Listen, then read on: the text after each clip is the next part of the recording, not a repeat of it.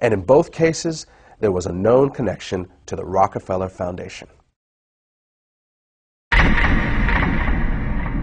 On the week he was inaugurated, Bill Clinton received this letter from attorney Ron Weddington.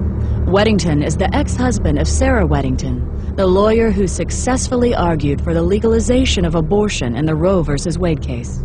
26 million food stamp recipients is more than the economy can stand. You can start immediately to eliminate the barely educated, unhealthy, and poor segment of our country. No, I'm not advocating some sort of mass extinction of these unfortunate people. Crime, drugs, and disease are already doing that. I am not proposing that you send federal agents armed with Depo-Provera dart guns to the ghetto. You should use persuasion rather than coercion. Our survival depends upon our developing a population where everyone contributes.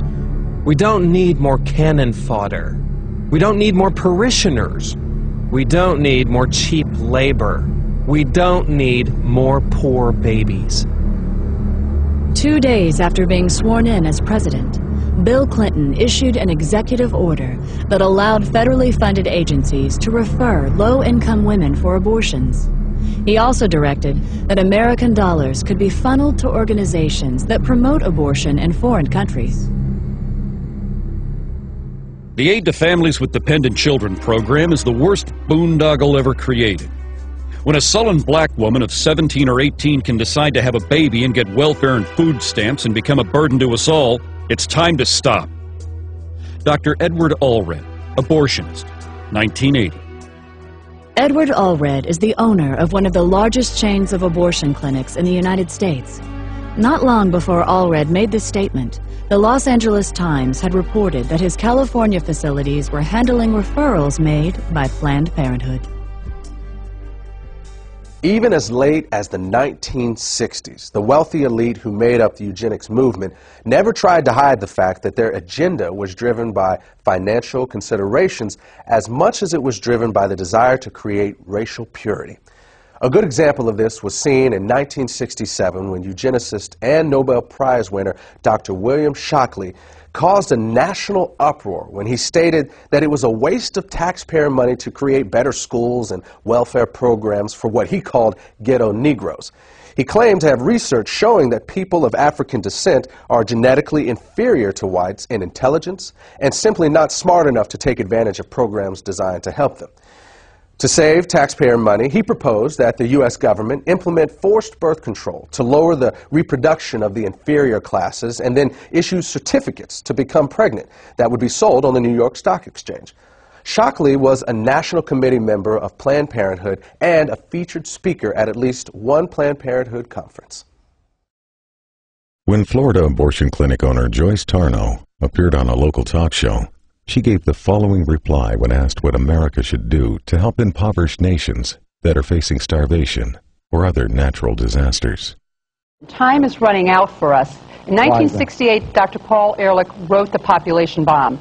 And in that book, he stated a thesis that what we should be doing is helping those nations that have a reasonable chance of being able to produce their own food supplies. Those that cannot do that for whatever reason, those people have to just sink or swim on their own. And what we do is try to help those societies become self-sustaining that have a chance to learn how to fish in order to feed themselves. Wait a minute. Are you I just want to make sure this is clear. Are you advocating, or was he advocating, basically writing off people that have no hope of ever because of the climate or for whatever problems of feeding themselves? Sort of like survival of the fittest? Or? Right. And the thing is... You agree with that? Yes, I do. The more people you help to survive, the more people are going to be reproducing and having children beyond what we can reasonably hope to have so that we can educate and house and feed these people. When Joyce Tarnow retired in 2004, she told a local newspaper that she had tried to get as many people sterilized as are in my way. She also restated her views on foreign aid, saying that the United States should help those countries that can prosper, but let the others wither on the vine. Citing Haiti as an example, Tarnow said that the Haitian people should be made to stew in their own juices because they had destroyed their environment. In order to really understand the role money plays in the eugenics movement, it is important to keep in mind that its original mission was not to make a profit, but to eliminate a group of people that the elite saw as a financial burden because of things like welfare, crime, taxes, and so forth. And when you look at the wealthy individuals and corporations that fund the modern eugenics movement, you see that this has not really changed. You also see that these people are willing to pay out big money to those who can carry out their agenda. And when Planned Parenthood figured this out, they volunteered for the job. The result is that money has been poured into this organization to the point that Planned Parenthood is now a billion-dollar multinational corporation that operates the largest chain of abortion clinics and birth control facilities in America. While much of Planned Parenthood's financial success has been because of donations from these wealthy individuals and large corporations, it has also raked in billions from you and me. In 2006 alone, despite having made over $60 million in profit, Planned Parenthood received about $350 million from the U.S. government. And in 2009, Planned Parenthood will receive approximately $1 million every single day from the American taxpayer. That's $1 million every 24 hours. That comes directly out of your paycheck and mine. Now, what you may find interesting is how your money is being spent. To give you just one example, we're going to show you part of a website that Planned Parenthood launched in 2008 called TakeCareDownThere.com. The clip is titled, "I Didn't Spew," and I warn you, many of you are going to find it highly offensive, and you're going to find it especially inappropriate for children, despite the fact that is exactly who Planned Parenthood created it for. As you watch this piece, remember, you helped pay for it.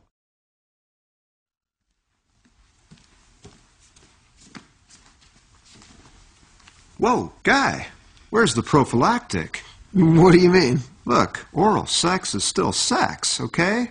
If it's unprotected, you gotta reject it. What? What? But I didn't even spew. Guys, doesn't matter. Look, if you're having sex or you're getting some blowjays or whatever, you need to use a condom, because you could catch a sexually transmitted infection, even if you don't spew.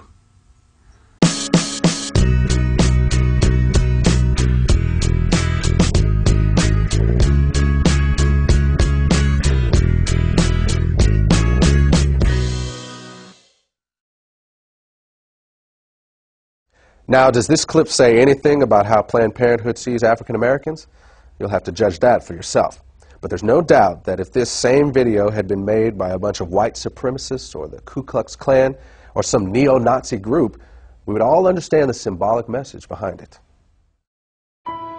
In 2007, Live Action Films of California conducted an undercover investigation of Planned Parenthood offices in several states.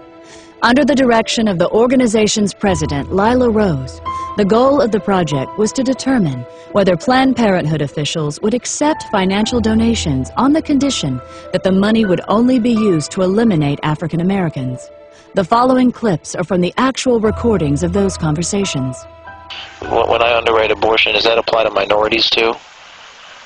If you specifically want it to underwrite an abortion for a minority person, you can target it that way. You can specify that that's how you want it spent. Okay, yeah, because there's definitely way too many black people in Ohio, so I'm just trying to do my part. Okay, whatever. Well, blacks especially need abortions too, so that's what I'm trying to do. Well, for whatever reason, we'll accept the money. So the abortion could be, you know, I could give money specifically for a black baby. That'd be the purpose. Yeah, absolutely. If you wanted to designate that you wanted your gift to be used to help an African-American woman in need, then we would certainly make sure that that gift was earmarked specifically for that purpose. Great, because I really face trouble with affirmative action, and I don't want my kids being disadvantaged, you know, against black kids. I just had a baby. I want to put it in his name, you know. You know, so that's definitely possible. Oh, always. So would it be possible for me to donate that money specifically for these minority groups so that they could have access to abortions? Yes, it would be. Wonderful.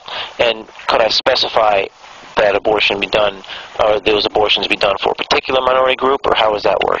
If you wish, you can. Okay. So for example, the black community in Tulsa, because I have connections with that, would it be possible to give the money specifically for that? You sure can. Wonderful. Great. So can I give you my credit card number? Yes. Wonderful. Just one more thing. The abortions will be done specifically for the black community abortions. I will mark it in such a way that definitely it will. Oh, great. On a black baby. Yes. Thank you. Great. The exact amount we charge right now is $450 for an abortion. Okay, $450. Mm-hmm. And we can definitely designate it for an African American. Wonderful. Yeah. Okay, and if I want to make to fund, because this is a if I wanted to help fund multiple abortions, could you also specify that this could be done?